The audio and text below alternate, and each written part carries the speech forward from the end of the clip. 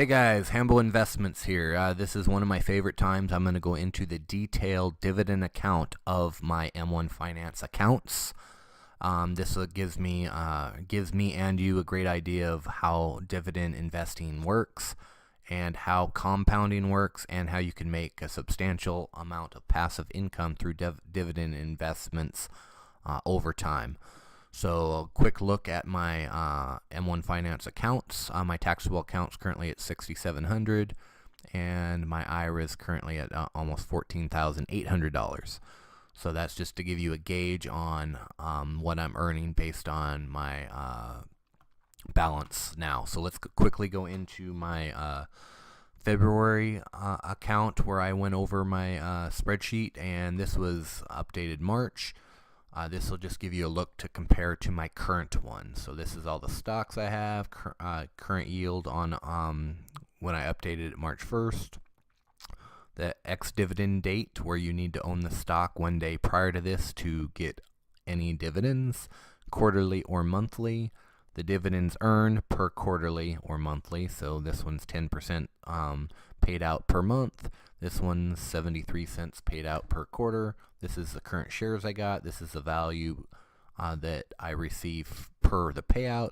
And this is the yearly projected, which is the projected is will always be low because you're going to reinvest these funds. So if you have a monthly fund and you're reinvesting these dividends, the yield will be higher and the projection will be higher because you're redistributing that money. So there we go. So at the end of this one, I mean, this was a fairly new account that I didn't start. It's less than a year old, but once you start compounding and reinvesting the dividends is where it starts getting exciting. So this one was only at $209 projected for the year, and yeah. So let's go into the current one. That'll give you more. And the current one is updated as of 4/26, and I have added a new feature on this because the IRA that I transferred over to M1 Finance is less than 2 months old. So I incorporated that into my spreadsheet, incorporated that into my dividends. So as we go through it, any ones that are in this highlighted is my IRA accounts. So as you can see, if I have it highlighted, then I have it highlighted below in gray. That is one that I have in my taxable account. So CLM, as you can see, projected dividends. This is one of my better ones. This is a very high yield, a high risk dividend stock. But when you have a lot of stocks and you can take some risks with your account.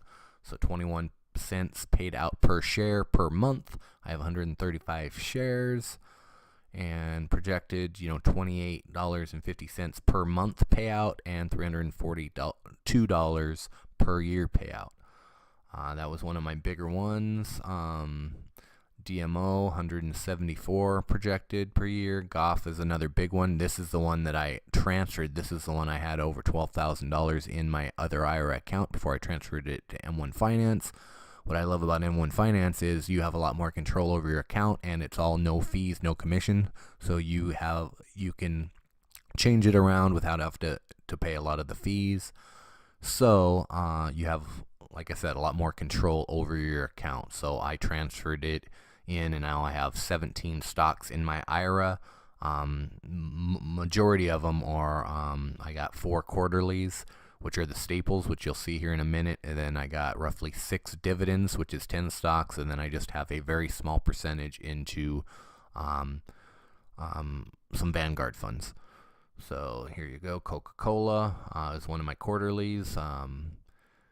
McDonald's is one of my quarterlies. O'Reilly is one of my monthlies. PBA is one of my monthlies. Starbucks is one of my quarterlies. Stag is one of my monthlies. AT&T is one of my quarterlies.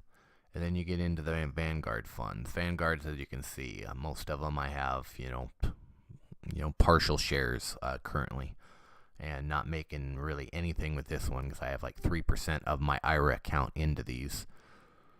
So that is pretty much it on this spreadsheet. I'll go over the numbers now, which is pretty exciting. This one was March, so this part's really not that exciting. I haven't been depositing a ton into M1 Finance, my taxable account, but it went from 209 projected per year to 256 projected, not included in the IRA for this time period.